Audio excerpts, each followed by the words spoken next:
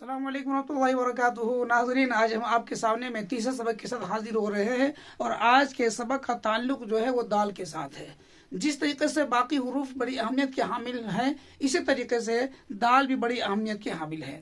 اس لیے آج کے سبق میں ہم آپ کو دال سکھائیں گے کہ دال کو کس طریقے سے لکھا جاتا ہے۔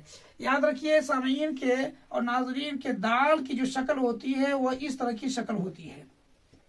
اس میں دو اینگل اس کے ہوتے ہیں، دو پورشن ہوتا ہے اس کا، ایک تو اس گولائی کا اور دوسرا اس کے نیچے والے حصے کا۔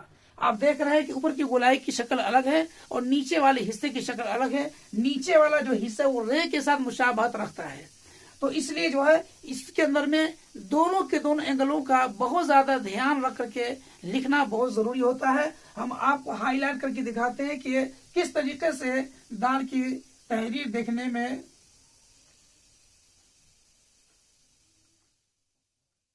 محسوس ہوتا ہے۔ ناظرین آپ دیکھ رہے ہیں کہ یہ ہم نے اس کے دو پورشن بنائے، ایک یہاں سے اور دوسرا اس کا پورشن یہاں سے ہے۔ ان دونوں کے بیچ میں کم سے کم 3 قد کا فاصلہ ہونا چاہیے، اور یہاں جو گولائی ہے یہ بھی کم سے کم 3 قد کا فاصلہ ہونا چاہیے اس گولائی کے ساتھ میں۔ اور یہاں جو ہے آپ دیکھ رہے ہیں، اس سے پہلے میں نے آپ کو اس کے بعد آپ کو بتاؤں گا میں آپ کو کہ رے کی شکل بنتی ہے، یہ رے والی ہی شکل ہے جو یہاں سے بنتی ہے اس کی۔ تو اس میں جو ہے 4 قد کا ہوتا ہے اور نیچے 3 قد کا ہوتا ہے۔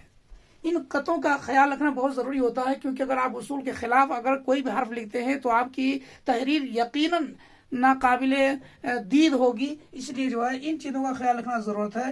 آج کل کے اداروں کے اندر میں جو طلباء سکول کے ہوتے ہیں یا باقی اداروں کے جو طلباء ہوتے ہیں، وہ دال میں اور رے میں فرق نہیں کر پاتے ہیں۔ عام طور پر وہ دال کو ایسے لکھ دیتے ہیں۔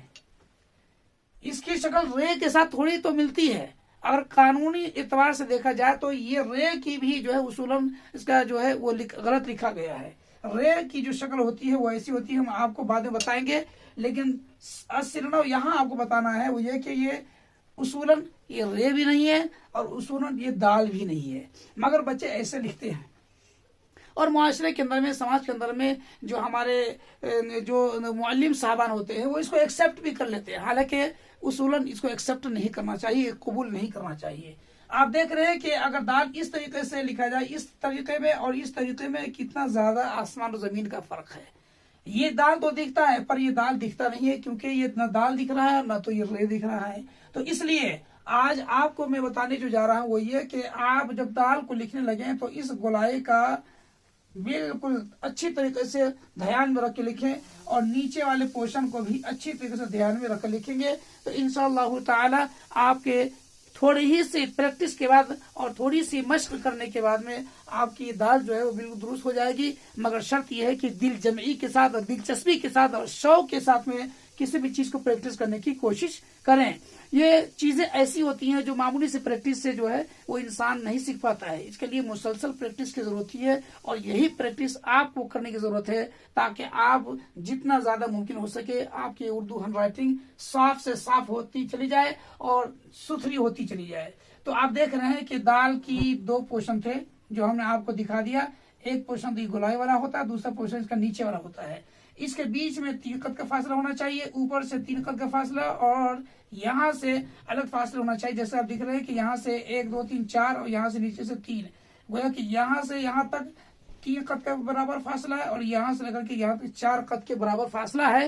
ان فاصلوں کا اور ان ڈسٹینسنگ کا خیال رکھنا بہت ضروری ہے۔ تو امید ہے ناظرین اور سامعین آج آپ کو یہ سبق سمجھ میں آ گیا ہوگا۔ تو انشاءاللہ العزیز پھر اگلے سبق کے ساتھ دوبارہ حاضر ہوں گے۔ تب تک کے لیے خدا حافظ۔